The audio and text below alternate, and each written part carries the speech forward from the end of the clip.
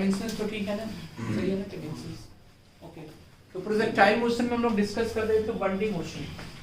1D motion means one dimensional motion. We are discussing about one dimensional motion. This is known as 1D motion, one dimensional motion. 1D motion, this point is clear to all of you. तो 1D motion में क्या हो जाएगा, one dimensional motion. इसमें देखेंगे हम लोग, समझेंगे। तो 1D मोशन में क्या होगा, जैसे कहा जाए कि एक्स एक्सिस के रिस्पेक्ट में किसी भी पार्टिकल्स का पोजीशन चेंज हो रहा है। तो मोशन के बारे में आपको एक्सप्लेन भी किए कि मोशन क्या होता है। First of all we have to understand कि what is motion. Motion is something कि किसी भी ऑब्जेक्ट का, if any object changes its position with respect to time, तो टाइम के रिस्पेक्ट में किसी भी ऑब्जेक्ट का पोजीशन चेंज हो रहा है, मींस वो क्या है, मोशन कर रहा है। क्लियर है। स्टेट रेस्ट में है मींस टाइम के रिस्पेक्ट में उसका पोजीशन चेंज नहीं हो रहा है, तो रेस्ट में है। तो मोशन मींस उसका टाइम के रिस्पेक्ट में पोजीशन चेंज हो रहा है इस पार्टिकल्स का। तो किस तरह से पोजीशन चेंज होता है वो हम लोग देखेंगे।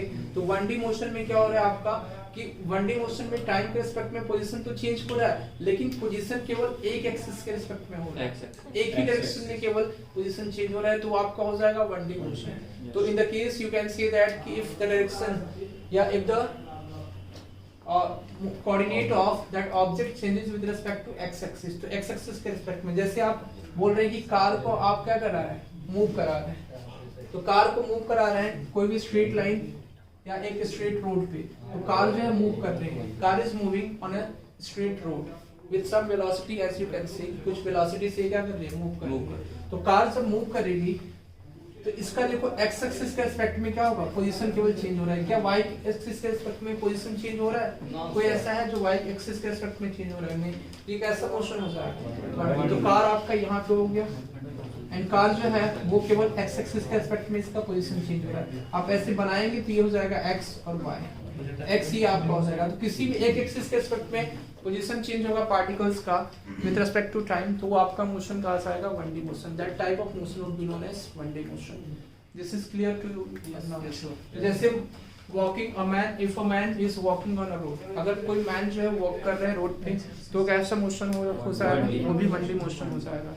मींस जिसमें एक्स कोऑर्डिनेट क्या चेंज हो जाए, तो 1D मोशन होगा, वन डायमेंशनल मोशन इसको बोलते हैं। Next is 2D, two dimensional motion. Two dimensional motion, two dimensional motion means what, 2D motion.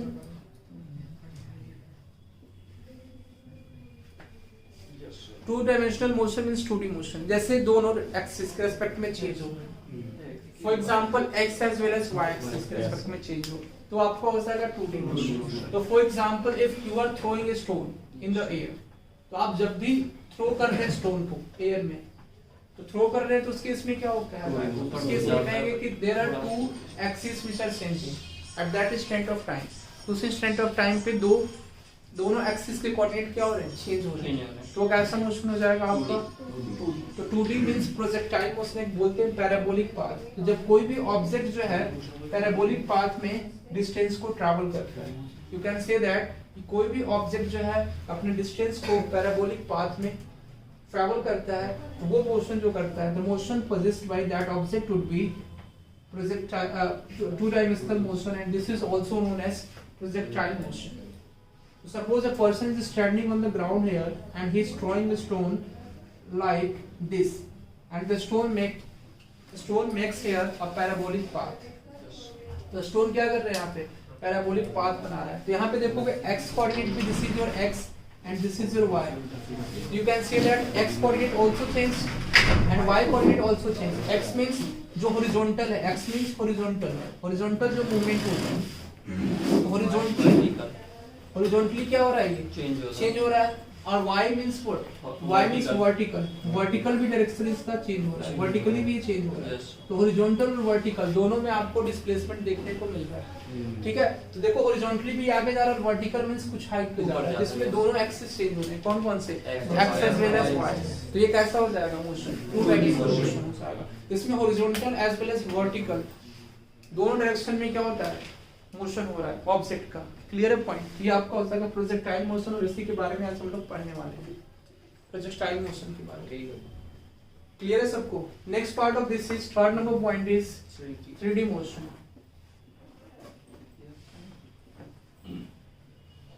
If we talk about 3D motion means the type of motion in which x, y as well as z, these all three coordinates changes, ठीक है। तो ये सभी coordinates क्या हो जाए, change हो, जिसमें x as well as y as well as z, जिसमें x, y और z तीनों चेंज होंगे, उस तरह के मोशन को हम लोग बोलेंगे कि 3D motion. This point is clear. For example, कि if a bird is flying in the sky या aeroplane is flying in the sky, तो in that case अगर बर्ड जो है वो फ्लाई कर रही है, तो देखो आप बर्ड जब फ्लाई करेगी, ये ग्राउंड हो गया, this is your ground, try to understand here, this is your ground, and bird जो है वो फ्लाई कर रही है स्काई में, तो ये आपका एक्स एक्सिस हो जाएगा और ये हो जाएगा वाई एक्सिस। तो देखो ये ऊपर की तरफ भी जाएगी, ऐसे इसका मोशन हो जाएगा, ठीक है। तो एक्स एक्सिस भी चेंज होगा, वाई एक्सिस भी चेंज होगा, as well as Z axis भी चेंज होगा, and these three axes are mutually perpendicular to each other. All of you know about this. These three axes are mutually perpendicular to each other, means x as well as y and z, ठीक है। x, y as well as z, these all three axes makes an angle of 90 degree to each other, ठीक है। अपने आप में जो है वो क्या करते हैं, 90 डिग्री का एंगल जो है वो बनाते हैं, ठीक है। ये मुचुअली परपेंडिकुलर होते हैं ये तीनों एक्सिस, x, y और z।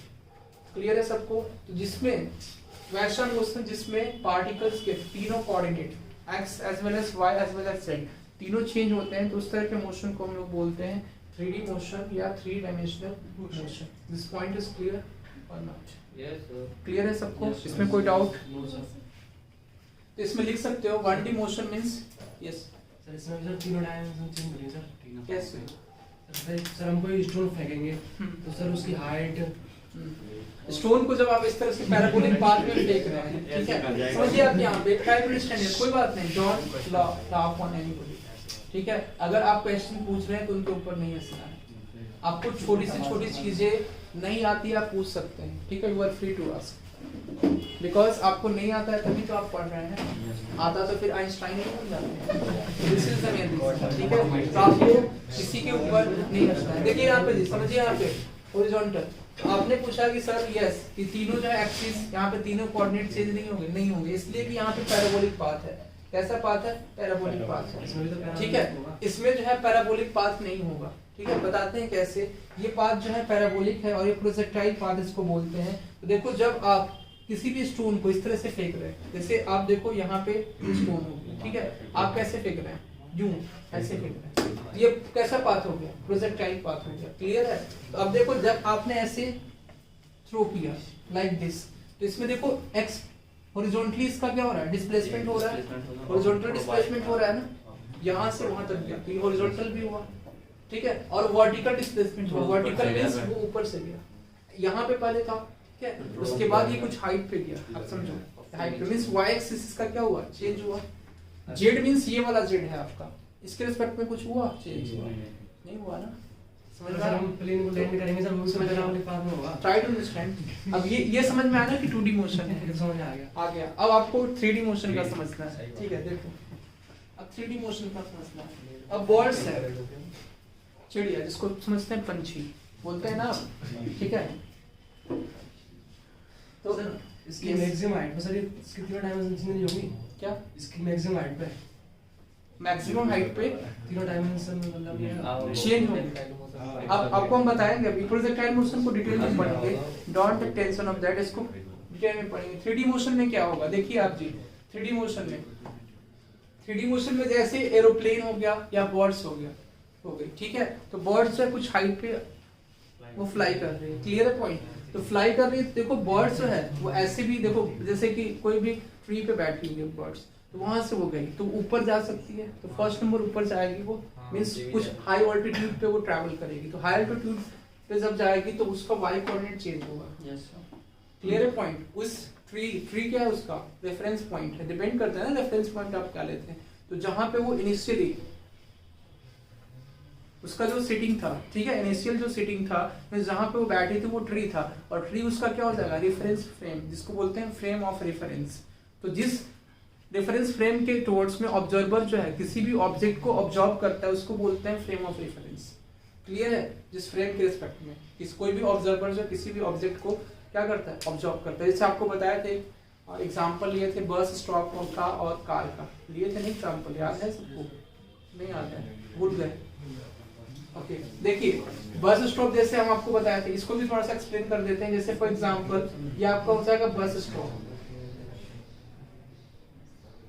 ठीक है।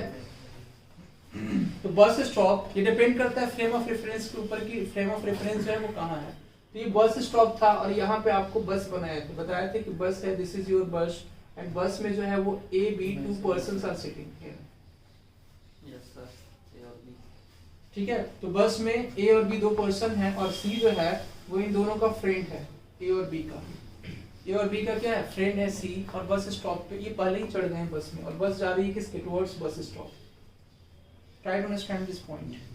तो बस स्टॉप पे टुवर्ड्स में जा रही है, तो C क्या है आपका, C बस स्टैंड पे खड़ा हुआ है, वो उनको देख रहा है, मुस्कुरा रहा है, स्माइल कर रहा है, ठीक है कि अब आओ हम लोग हिंदी क्या करेंगे, आपके साथ में बस में चढ़ेंगे। तो अब आपको देखना है कि C जो है, आप समझिए आप यहाँ पे C के रेस्पेक्ट में, if you talk about C के रेस्पेक्ट में A as well as B, A और B दोनों रेस्ट में होंगे या मोशन में होंगे। C कहाँ पे है, C जो है वो ग्राउंड पे है, ठीक है, ग्राउंड पे है।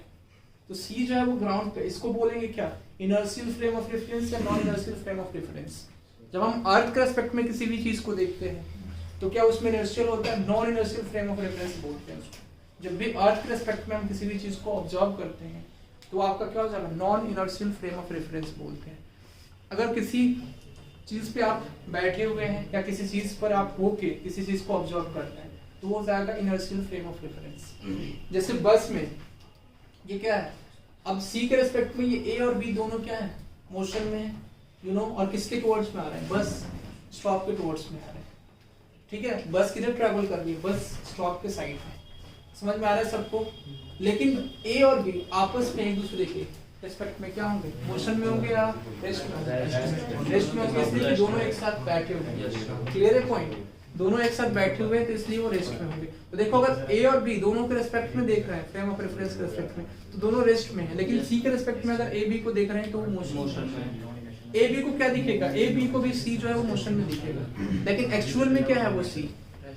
A और B को क्या दिखेगा, C। समझिए यहाँ पे A और B के रेस्पेक्ट में अगर C को देखें तो C किस में होगा, मोशन में होगा, लेकिन ग्राउंड के रेस्पेक्ट में एक्चुअल में C क्या है, रेस्ट में। समझ में आया पॉइंट?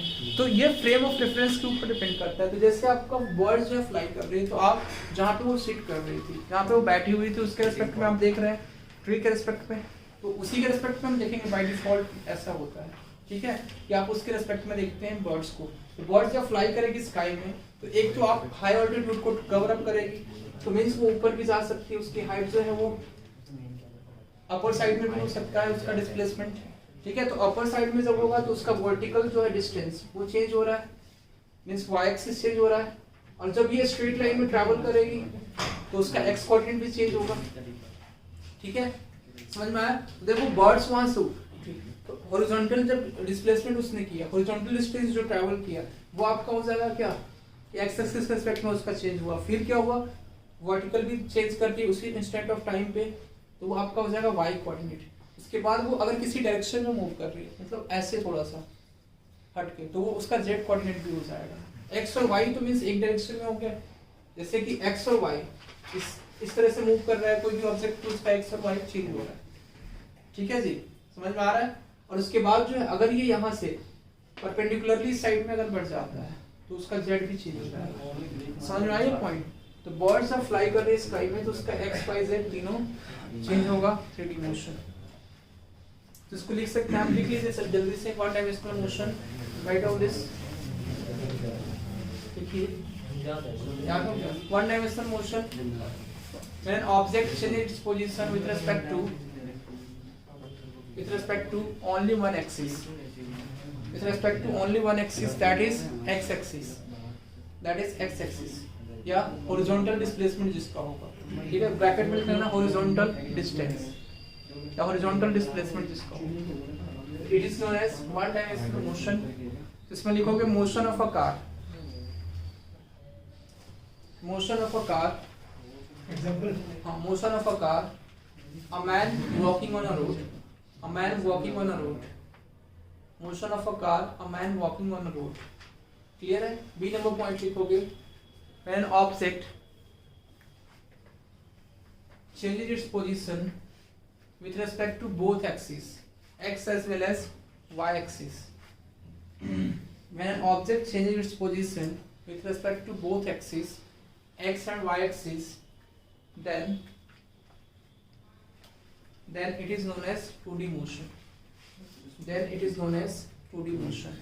इसमें horizontal as well as vertical लिखोगे, horizontal and vertical displacement takes place.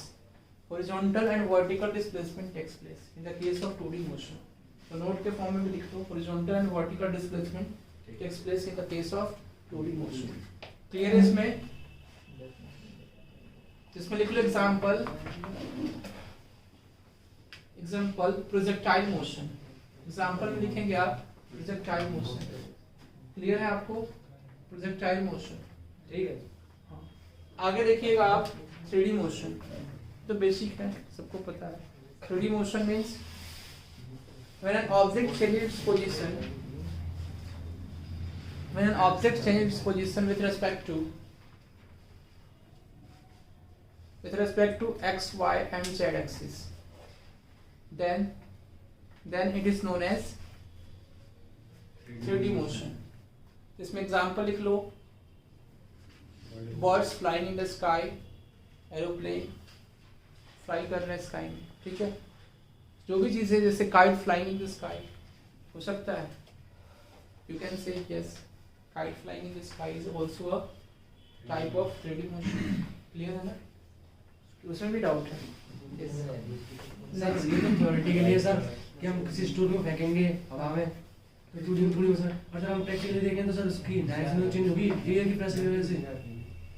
नहीं, अगर आप ऐसे थ्रो कर रहे हैं, एयर की प्रेशर की समझिए आप थ्रो करेंगे, एयर प्रेशर की वजह से डायरेक्शन चेंज नहीं होगी, उसके जो वेलोसिटी है ना उसमें कमी आएगी, मींस उसकी स्पीड जो है वो कम होगी, उसकी वजह से जाना चाहिए था उसको ज़्यादा दूर तक, लेकिन वो जाएगा कम दूर, ठीक है। उसकी वेलोसिटी में क्या होगा, रिटार्डेशन आएगा, कब शुरू से लेकर लास्ट तक जब लेंगे तक, ठीक है। हो सकता है कि वो वॉल जो है वो एजेस टाइप का हो, जैसे शार्प जो है वो वॉल हो, तो उस केस में उसका डायरेक्शन जो है चेंज करते हैं, तो हो सकता है। लेकिन बट दोबारा जब फ्रेम ऑफ रेफरेंस लेंगे ना, तो वॉल आफ्टर कोलाइडिंग जो है, आफ्टर कोलिजन जो है, जो वॉल स्टोन का जो डायरेक्शन होगा वो लेंगे फिर फ्रेम ऑफ रेफरेंस रेस्पेक्ट में। क्लियर है सबको? प्रोजेक्टाइल मोशन हम लोग डिस्कस करेंगे। तो projectile motion for example, stone is, you are throwing a stone here and it makes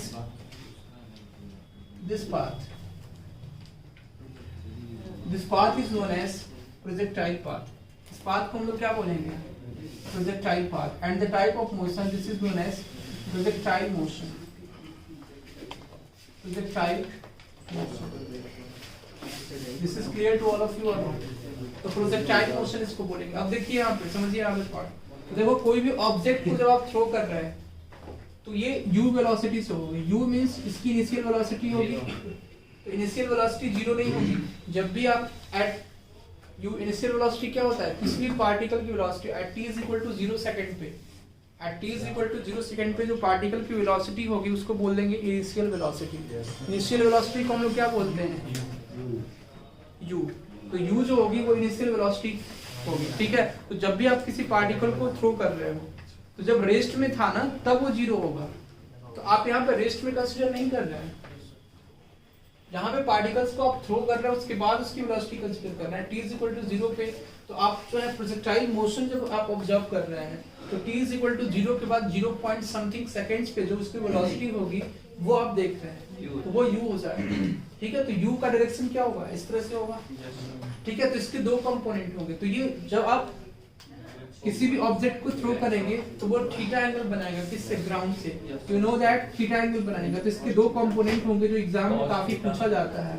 ये कंपोनेंट हो जाएगा u cos theta and this will be u sin theta. Clear है सबको?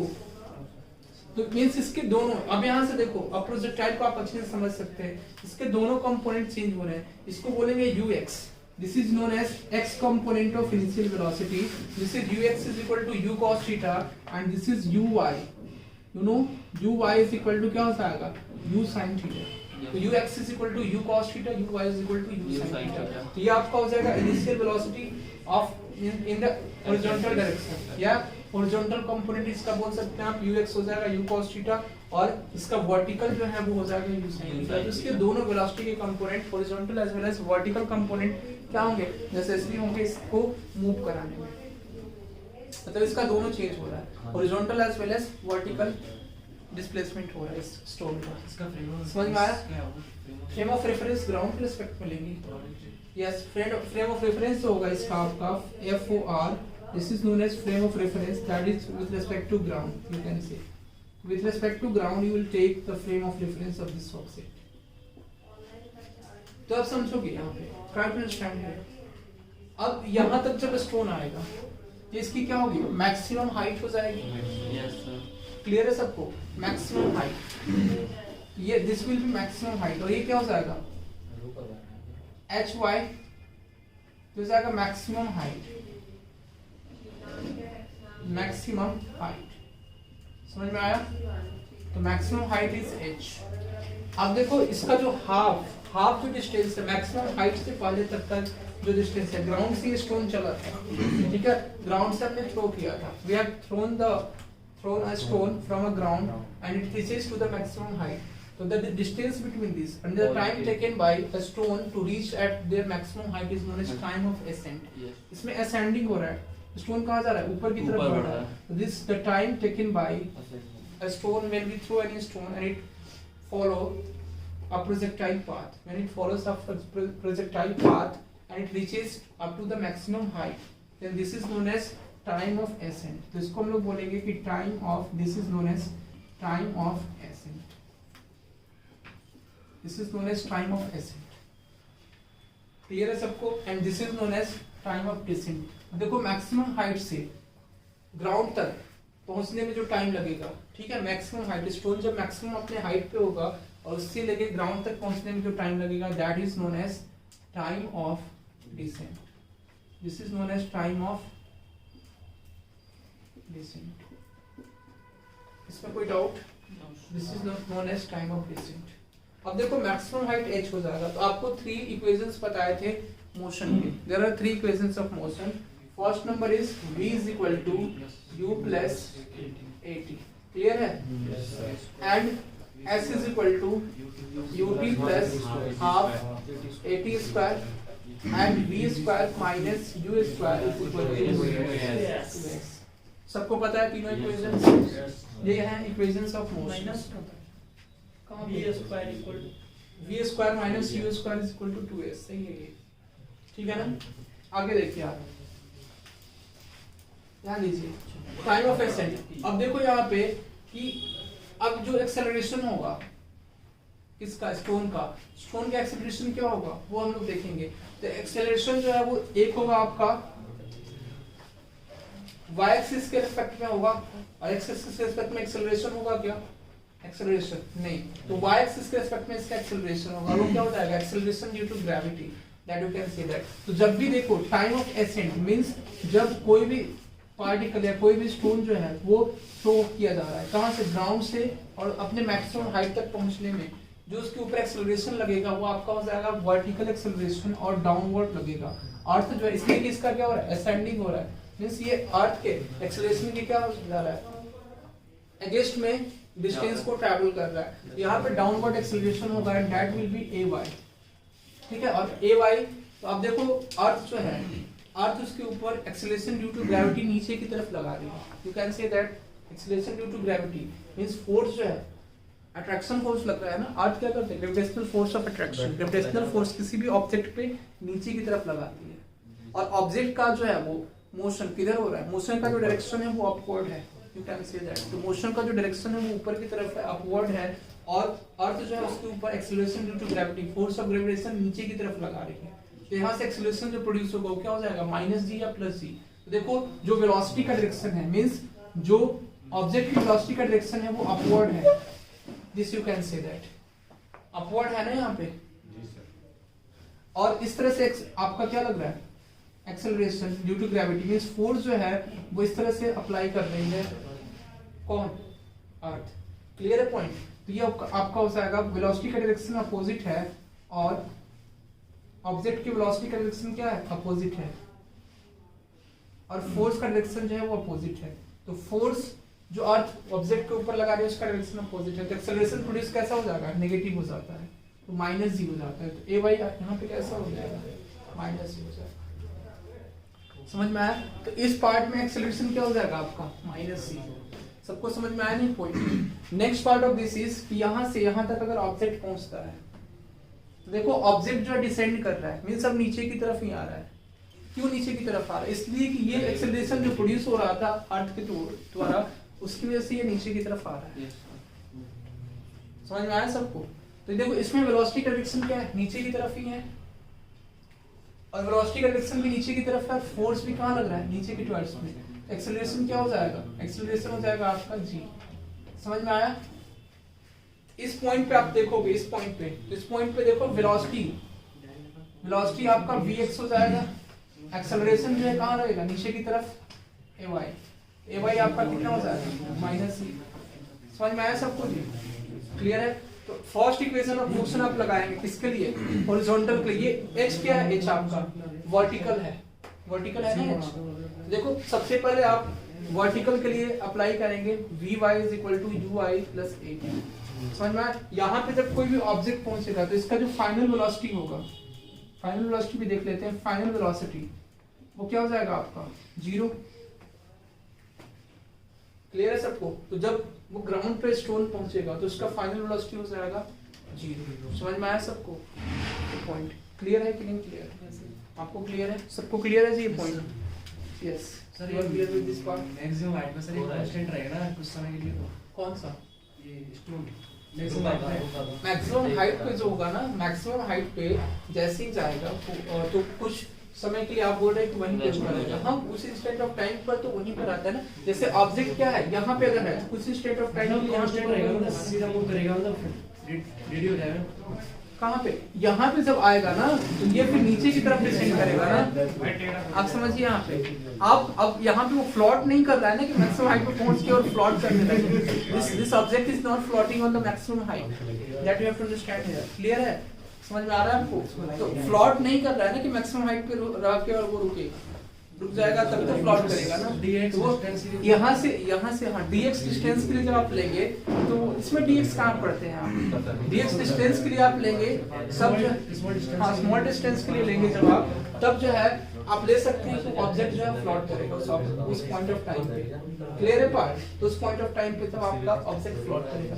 आगे देखते हैं नेक्स्ट पॉइंट ऑफ बेसिस कि देखो अब इक्वेशन ऑफ मोशन आपको अप्लाई करना है। तो टाइम ऑफ एसेंट और टाइम ऑफ डिसेंट आपको निकालना है, ठीक है जी। टाइम ऑफ एसेंट मींस यहाँ से किसी भी ऑब्जेक्ट को मैक्सिमम हाइट तक पहुंचने में जो टाइम लगा वो आपका हो जाएगा time of ascent, that will be time of ascent. तो what is the time of ascent here in this case we have to find out. तो टाइम ऑफ एसेंट के लिए क्या करेंगे, यू कैन यूज फार्मूला 1, मतलब first equation of motion you can use, and by using this equation of motion you can easily find out the time of ascent here. Clear है point. तो time of accent means vy। अब देखो यहाँ पे जो होगा time of accent यहाँ से यहाँ तक का, तो यहाँ से मींस जहाँ से स्टोन को आपने थ्रो किया जहाँ पर मैक्सिमम हाइट तक पहुंचा वहां से वहां तक के लिए आपको क्या करना है, फर्स्ट इक्वेशन ऑफ मोशन को यूज करना है, ठीक है जी। तो v = u + at ये आपका फर्स्ट इक्वेशन ऑफ मोशन हो जाएगा। तब देखो इसमें क्या करना है, vy आप ले सकते हैं। तो यहाँ पे देखो इसकी वेलोसिटी जो है, समझो यहाँ पे इसकी वेलोसिटी vy ये क्या हो जाएगी 0, कुछ पल के लिए 0 हो जाएगी, ठीक है। तो vy क्या हो जाएगा आपका 0, vx और ux आपको पता ही है।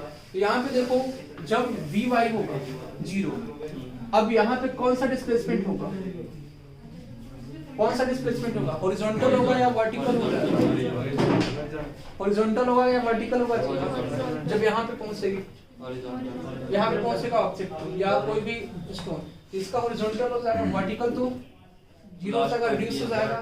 तो यहाँ पे कौन सा आप लेंगे vx, तो तो Vx हो जाएगा आपका 0, सॉरी Vx 0 हो जाएगा, तो Vx जो है वो 0 हो जाएगा। फाइनल वेलोसिटी, ठीक है, फाइनल वेलोसिटी आपकी क्या हो जाएगी 0 is equal to ux plus x into T. समझ में आया? तो यहां से देखो t के बारे में अगर आप देखोगे, समझो यहाँ पे Vx क्या हो जाएगा आपका 0 u cos थीटा, ux क्या हो जाएगा u cos थीटा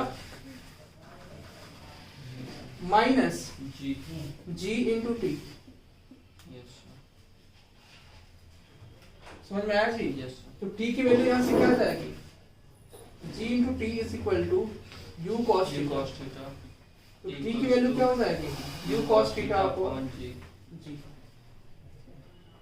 ये हो जाएगा u cos theta upon g। Clear है सबको? आपको क्लियर है? तो क्या ये वेलोसिटी जो है सही है जो आपने लिया है? स्टार्ट टू स्टैंड है, क्या आपने जो लिया वो सही है या आपको चेक करना है? देखो कैसे, Vx मींस जो फाइनल वेलोसिटी है, तो फाइनल वेलोसिटी जो x डायरेक्शन में होगा यहाँ पे वो 0 होगा, y डायरेक्शन में 0 हो जाएगा, x डायरेक्शन में 0 नहीं होगा। तो आप इक्वेशन ऑफ मोशंस इसके लिए अप्लाई नहीं कर सकते Vx, इसलिए कि x डायरेक्शन तो आपका चेंज हो रहा है ना, यहाँ पे 0 नहीं हुआ है, y जो है ना Vy 0 हुआ है, ठीक है। तो ये जब आप फॉर्मूला ये अप्लाई करेंगे, जैसे बहुत बच्चे फॉर्मूला अप्लाई करते हैं और Vx को 0 मानते हैं, आपने भी जैसे कहा कि हाँ सर Vx 0 हो जाएगा, लेकिन यहाँ पे Vx 0 नहीं होगा, Vx ही तो रिस्पॉन्सिबल होगा जो ऑब्जेक्ट को, मतलब जो इसको आगे मूव कराएगा। क्लियर है? यहाँ पे Vx जो है वो 0 नहीं होगा। समझ में आया? ये फॉर्मूला हम अप्लाई करके टाइम ऑफ एसेंट नहीं निकाल सकते। तो अब देखो x एक्सिस के टुवर्ड्स में आप टाइम ऑफ एसेंट नहीं फाइंड आउट कर सकते, तो y का आपको फॉर्मूला यूज करना होगा। Vy यहाँ पे 0 हो जाएगा, Vx 0 नहीं होगा, Vy 0 हो जाएगा। क्लियर है सबको? दी तो Vy इज इक्वल टू क्या हो जाएगा uy plus a into ay into T. समझ में आया? और ay आपका हो रहा है माइनस c। समझ में आ रहा है? x क्या हो जाएगा 0। समझिए यहाँ पे x जो लेंगे ना, x एक्सिस के डायरेक्शन में जो आपका एक्सेलरेशन हो जाएगा वो आपका क्या हो जाएगा 0। यहाँ से टाइम आएगा ही नहीं आएगा। क्लियर है पॉइंट? तो टाइम ऑफ एसेंट कहाँ से आएगा आपका, यहाँ से y एक्सिस के टुवर्ड्स में आप अप्लाई करेंगे तो Vy is equal to uy plus ay into T. तब देखो Vy क्या हो जाएगा Vy आपका हो जाएगा 0 और uy मींस इनिशियल वेलोसिटी का y एक्सिस के रिस्पेक्ट में कंपोनेंट हो जाएगा u sin theta and plus g, और ये हो जाएगा ay minus c into T. तो t की वैल्यू हो जाएगी यहाँ से u sin theta upon c। Solve करने के बाद तो ये टाइम ऑफ एसेंट होता है, इसका फॉर्मूला होता है ये आपका गलत है, ठीक है। टाइम ऑफ एसेंट इसको बोलते हैं टाइम ऑफ एसेंट। क्लियर है? ASCENT time of accent, ASCENT, ठीक है। तो t इज इक्वल टू होता है u sin theta upon g। समझ में आया आपको कि नहीं आया? क्लियर है? ओके है सबको? अब देखो नेक्स्ट पार्ट ऑफ दिस, अब देखो टाइम ऑफ डिसेंट, जब टाइम ऑफ एसेंट जितना आया उतना ही होगा टाइम ऑफ डिसेंट, तो टाइम ऑफ डिसेंट भी हो जाएगा u sin theta upon g। अब टोटल टाइम क्वेश्चन में आता है, टोटल टाइम कैसे निकालेंगे? तो टोटल टाइम का फॉर्मूला क्या होगा जी आपका, यहाँ से और यहाँ तक पहुंचने का। Total time u sin theta upon g plus u sin theta upon g, तो क्या हो जाएगा total time u sin theta upon g। तो टाइम ऑफ डिसेंट भी आपका हो जाएगा सेम, तो टाइम ऑफ डिसेंट हो जाएगा, you can say that time of descent will also be same and this becomes u sin theta upon g। यहाँ से हो जाएगा total time taken by a stone to reach time of descent के लिए ay क्या लेंगे? total time is equal to yes sir हम time of descent के लिए सर ay क्या लेंगे? माइनस g या g? माइनस c लेंगे, टाइम ऑफ हाँ ay g लेंगे, ठीक है। उसके लिए चेंज हो जाएगा सर यहाँ पे माइनस आएगा ना u sin थीटा कहाँ पे? हाँ तो माइनस होगा ना, तो टाइम ऑफ एसेंट टाइम जो है देखो माइनस में हम देखो माइनस में तो लेंगे, ये माइनस शो करेगा डायरेक्शन को, लेकिन टाइम कभी नेगेटिव नहीं होता है, टाइम हमेशा क्या होता है पॉजिटिव होता है। इसलिए टाइम ऑफ डिसेंट भी आपने कंसीडर किया है u sin theta upon g। तो टोटल टाइम क्या हो जाएगा? टाइम आप नेगेटिव ले सकते हैं क्या? टाइम वेक्टर और स्केलर थोड़ी ही है कि टाइम नेगेटिव लेंगे, टाइम हमेशा क्या होता है स्केलर क्वांटिटी है, इसका मैग्नीट्यूड ही तो होता है। तो टाइम आपका भी नेगेटिव हो सकता है क्या? टाइम अगर अभी आपका हो रहा है जो भी टाइम हो रहा है 11 या 12:45 ठीक है, तो आप -1245 बोलेंगे, no you can not say that. Clear point. देखो टोटल टाइम हो जाएगा आपका time of ascent plus time of descent. Time of ascent plus time of descent you can write down this, and time of ascent हो जाएगा u sin theta upon g plus u sin theta upon g।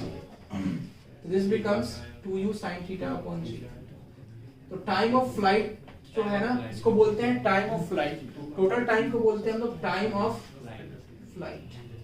तो time of flight जो होता है आपका 2u sin theta upon g, काफी ज्यादा important है, समझना है इसको। आ गया ना समझ में? तो अब तो मैक्सिमम हाइट आप निकाल लेंगे। रेंज क्या होता है? रेंज मैक्सिमम हाइट, ये ग्राउंड से जो मैक्सिमम हाइट हो गई। रेंज मींस यहाँ से और यहाँ तक का जो डिस्टेंस होगा, डिस्प्लेसमेंट होगा एक्स एक्सिस के टुवर्ड्स में, वो आपका हो जाएगा रेंज। तो 3 थिंग्स इसमें हैं आपके। एक होता है आपका टाइम ऑफ फ्लाइट, दूसरा होता है रेंज, और तीसरा होता है मैक्सिमम हाइट। बस ये प्रोजेक्टाइल में आपको पढ़ना होता है। उसके बाद हम लोग पढ़ेंगे जो है रिलेटिव स्पीड जो है उसके बारे में पढ़ेंगे, जैसे बोट का रिलेटिव स्पीड, 2 बोट जो है आपस में स्ट्रीम का थोड़ा सा समझ में आया। उसके बाद न्यूटन्स लॉ ऑफ मोशन में क्वेश्चंस करेंगे हम लोग। ये क्लियर है ना सबको? Yes sir. टफ तो नहीं हो गया ना? इजी है ना? देखो नेक्स्ट अब मैक्सिमम हाइट आप फाइंड आउट करेंगे। मैक्सिमम हाइट क्या होगा जी? देखो मैक्सिमम हाइट के लिए h चाहिए, h मींस s चाहिए। तो आपके पास क्या क्या अवेलेबल है वो देखना होगा। देखो s इसमें भी है, टाइम अवेलेबल है, ठीक है। इसमें जो है टाइम ऑफ एसेंट अवेलेबल है ना मैक्सिमम हाइट के लिए, t अवेलेबल है, तो ut plus half at square कर सकते हैं आप। तो h यहाँ से मिल जाएगा। तो h इज इक्वल टू क्या हो जाएगा आपका? s इज इक्वल टू, अब देखो h जो होगा वो क्या है, कैसा डिस्प्लेसमेंट है? वर्टिकल है, तो h y आएगा, तो u y into T plus half into A Y into T square. Clear है जी? u y क्या हो जाएगा? u sin theta into T क्या हो जाएगा? t u sin theta upon g, time of ascent. यहीं तक का टाइम लेंगे ना, अभी तो मैक्सिमम हाइट होगा, plus half into A Y is minus G into T square, means u sin theta upon g का होल स्क्वायर। हम इसको कर लेंगे आप लोग सॉल्व। और ये सर मैथ्स ही हो गए। तो u sin square theta upon g, और ये माइनस हाफ, ये हो जाएगा g u स्क्वायर हो जाएगा, और g u square sin square theta upon नीचे g आएगा, और नीचे g आएगा, ठीक है।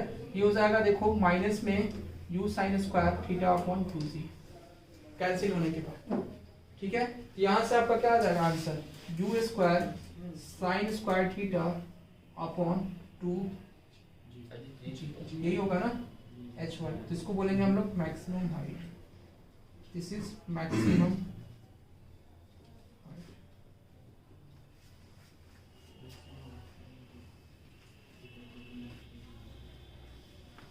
क्लियर है? समझ में आ गया सबको? क्लियर है ना? ओके। नेक्स्ट आपका रेंज आपको फाइंड आउट करना है। Range means SX find out करना है। एसएक्स मींस यहाँ तक का टाइम लेंगे ना, पूरा टोटल टाइम टी लेंगे यहाँ तक का। एसएक्स कैसे फाइंड आउट करेंगे? Similarly you can find out SX. तो SX is equal to UX into T plus half into X into T का होल स्क्वायर। तो आप रेंज फाइंड आउट कर रहे हैं, ठीक है। तो अब देखो एक्स मींस जो एक्स एक्सिस के रिस्पेक्ट में इसका जो है कंपोनेंट होगा वो क्या हो जाएगा? 0। एक्स एक्सिस के रिस्पेक्ट में, एक्स एक्सिस के रिस्पेक्ट में कोई एक्सेलरेशन यहाँ पे प्रोड्यूस हो रहा है? You can say that any acceleration is produced in the direction of x axis. No, इसलिए कि y वर्टिकली लग रहा है, ठीक है, y एक्सिस के ही रिस्पेक्ट में। ये आपका 0 हो जाएगा। x you can say that x is 0, this becomes ux into t। ये हो जाएगा आपका sx is equal to ux into cos t। Clear है पॉइंट? ux means हो जाएगा cos, ux means u cos theta into t। t is what? u sin theta, 2u sin theta। इसको क्या लिखेंगे आप? 2u sin theta upon g। ध्यान से लिखना है इसको। 2u sin theta upon g. So this is sx. So sx is equal to, this becomes 2 into u square. Clear है point? u square और देखो 2 sin theta is cos theta, sin 2 theta upon g. So this becomes u square sin 2 theta upon g, and this is the formula of your range. There are three things that you need to understand here. The projectile motion, this range maximum displacement ये हो जाएगा आपका projectile motion.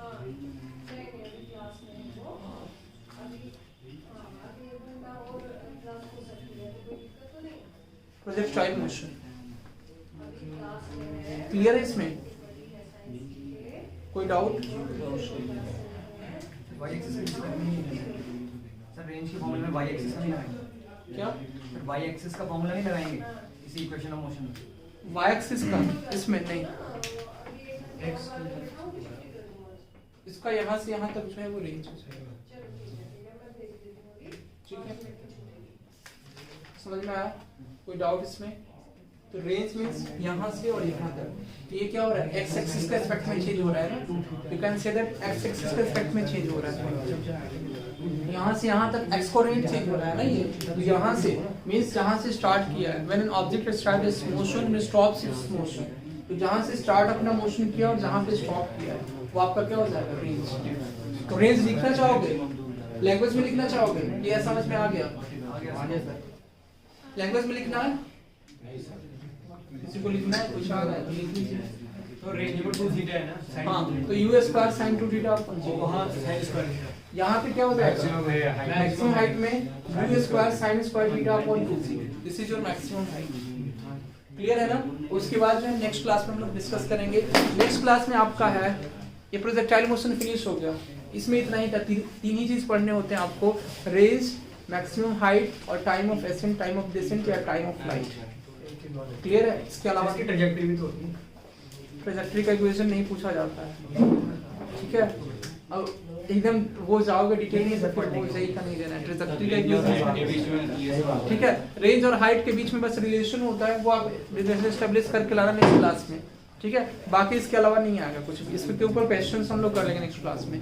ठीक है, अब जाओगे detail में तो डिटेलिंग का कोई अंत नहीं है। ठीक है, जो चीजें नेसेसरी है वो आपको पढ़नी है।